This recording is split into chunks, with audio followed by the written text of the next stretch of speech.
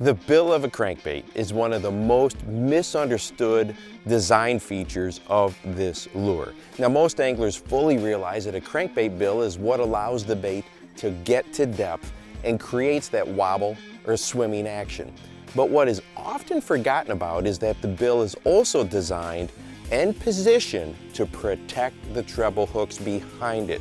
Once we fully understand this, and more importantly, trust this, an entirely new world of crankbait fishing opens up to us and allows us to fish these lures in places we may never have tried before.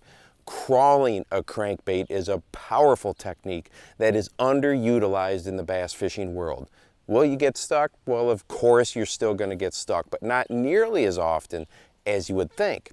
So let's break down what the crawl is. Now, unlike one of my favorite techniques, burning a square bill, a perfect crawl maintains contact with the bottom or cover and is fished as slow as possible.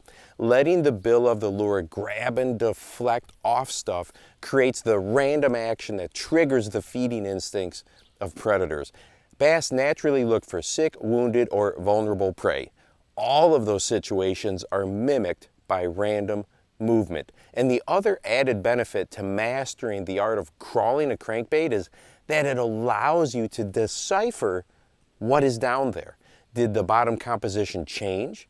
Are you hitting big rock, silt, sand, or gravel? Did you get a strike when the lure popped off a branch? When searching for bass, the more information you can gather, the better. And there are few tools out there and methods as efficient as crawling a crankbait.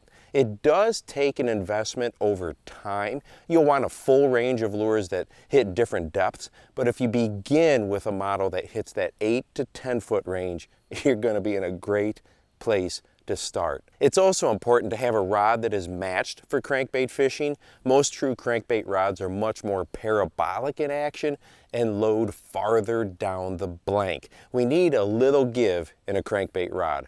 I also like to use a slower gear ratio reel. I prefer something like a 5-2 to 1, but anymore, those are getting hard to find these days. So something in that 6-2 or 6-3 to 1 range also works well.